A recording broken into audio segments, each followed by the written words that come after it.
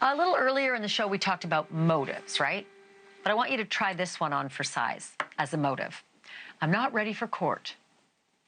It is a lawyer's greatest fear, right? As a trial date approaches and he's hopelessly behind, that the judge will postpone the case for him. And when he doesn't, it's like, no. So the simple solution, kill your client, because that would do it. That would wipe the case off the books. And prosecutors in Cleveland think that that is exactly what Gregory Moore did, kill his client. Jumped out of the bushes, the proverbial bushes, chasing Aliza Sherman down the street, stabbing her to death on the sidewalk outside of his law office. Aliza was a respected nurse and a mom of 4. She had hired Gregory Moore as her divorce lawyer, and the trial was closing in. But on Palm Sunday 2013, she was murdered. And although police had some pretty strong suspicions, no one was arrested in her death. No one, for 12 years, 1 month, and 8 days. But just last Friday, that lawyer, Gregory Moore, divorce lawyer, he was arrested. They picked him up in Austin, Texas, and the indictment, it reads like a movie script.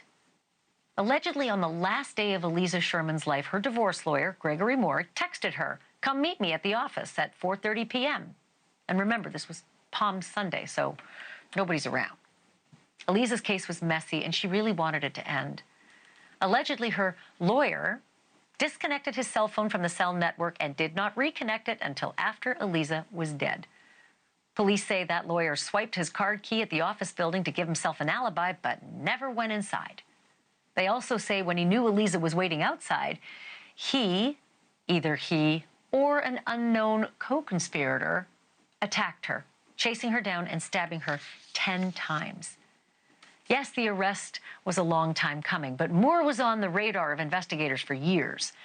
In 2017, he pleaded guilty to lying about his whereabouts when Aliza was killed, and he served 6 months in jail for it. He also admitted to calling in bomb threats in 2012, also to force delays in clients' trials that maybe he wasn't ready for. He lost his law license over it all as well. Tonight, he is charged with aggravated murder, conspiracy, and kidnapping. Music to the ears of people who love and miss Aliza Sherman. My next guest is among them. Maria Zoll was a friend of Aliza's for decades when they were nurses together, and she never stopped hoping for news of this arrest. Maria, thank you so much for being on with me. And, you know, I know it's been over a decade, but I'm very sorry that you have endured this loss, that your friend has endured, her family has endured her loss. What's your reaction to Gregory Moore's arrest? Well, I was so happy, you know. We've been waiting for this for a very long time. And, you know, I wouldn't give up on getting her justice. And when we heard, it just, you know, I wasn't surprised it was him. Okay. I thought from the beginning he was involved. So I'm just very pleased. And I thank the BCI for doing a beautiful job. And they did a hardworking job. And they got it, you know, they got some... They did a good job, and they got good evidence against him. And I can't. Well, let's talk about that evidence, because you said you weren't surprised all along for this decade plus that it was Gregory Moore. What was it about Gregory Moore that made you think her divorce lawyer was her murderer? Well, my first clue was the morning after she got murdered, I had called the news station to ask them if they could thank the person who stayed with her till she died, and you know, stayed with her while she was suffering. And you know, so I called them, and I thought, after that, I thought, well, what the heck? Why isn't he making a statement? Let's face it. If you have a client that you're working with and they're murdered outside your office, aren't you going to get out there and say, oh my gosh, I'm just heartbroken.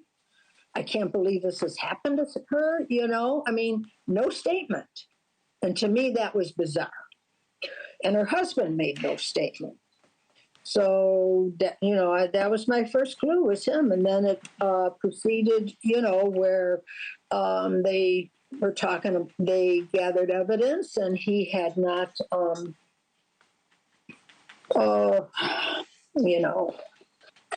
they gathered evidence on how he tampered with evidence. He lied to the FBI. He texted her and he wasn't there.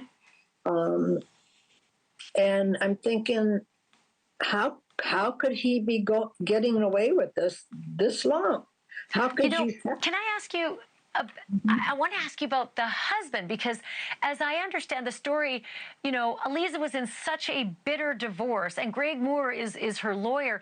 When someone's involved in a bitter divorce and they turn up dead, usually suspect number one is the husband. But then Greg Moore's charges include conspiracy.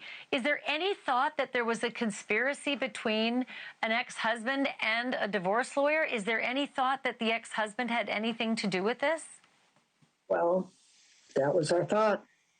I mean, I felt that maybe her husband and him were involved.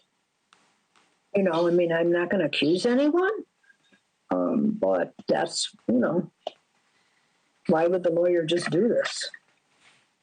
I just find it hard to believe. Maybe.